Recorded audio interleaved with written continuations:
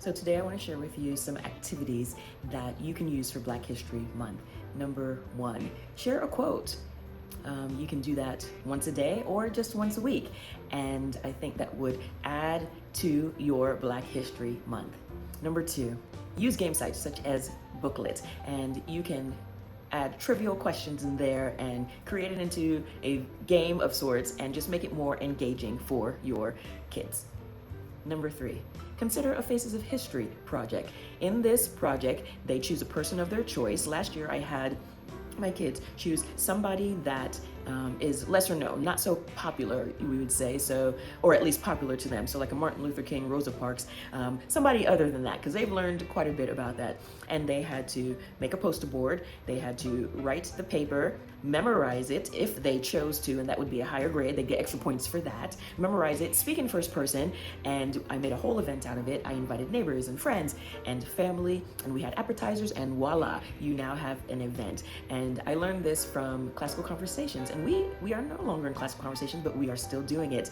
There is an oral presentation grade there. There is a history grade. You can have a writing grade for the paper. You can add some sort of literature grade as well. You have several grades that you can assign, and there you go. That is another idea that you can do for Black History Month. Along those same lines, if you don't want to do something so extensive, they can just do a poster board. Okay, and so encourage them to do their own drawings if they can, and use some of the many shades of colors of brown skin that's out there these days. All right, so a poster board is another idea. Number five, look at these Oriental trading cards. I stumbled upon them when I was searching for something else. And what you can do with these is you can use it daily in your morning time basket. You can put it on a board or on the fridge, and just display it. You can go through all the cards in 1 week if you'd like. If you're just doing Black History items and stories for 1 week out of the month, you can use that.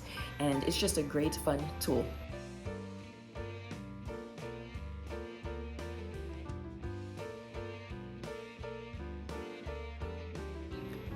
How about just singing and dancing, finding a new jazz song or a hip hop song if you like that, or a gospel song or a Negro spiritual, learning a new song, tagging it along with a book, and maybe even doing a little bit of research on that person that you chose, and just have a singing and dancing little party there, just randomly.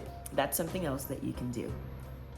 All right, what about displaying age-appropriate books for you and your kids in a basket? Now, I mentioned a basket just a little bit ago, but you can just have a basket there. You can use it for your morning time, or you can just have it so that when the kids are just passing around or they don't have anything to do, they can just grab something from that basket. You can include the flashcards in there as well, any little arts and crafts.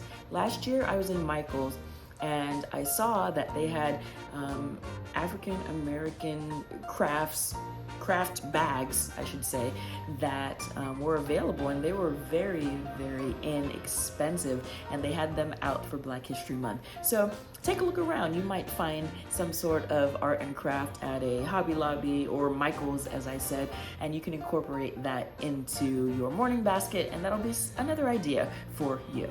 Number eight, I think it's number eight, find a restaurant, an African restaurant or a soul food restaurant, or better yet, find a recipe online that you can cook together as a family.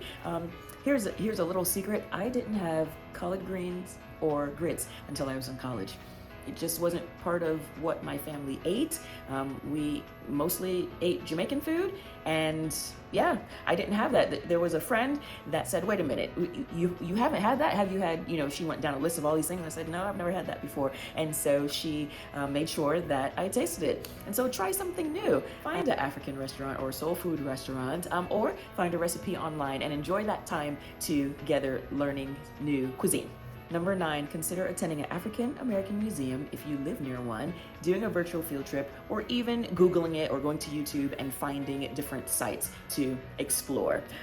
It will just add extra enhancement into your lesson plan, your day, your books. Some of the books, the Black History books, will even suggest go to this website and look at this artifact or look at this building and explore around. And I think that will just be a great way to add to Black History Month. Now, another idea is also to reenact some activities, and you can do that together. You can do the touring together of the museum with another homeschool family, or you can do like a mock trial together, and I will share this one in the description box. You can do that as a family or with a bigger group and reenact something like the Dred Scott trial together.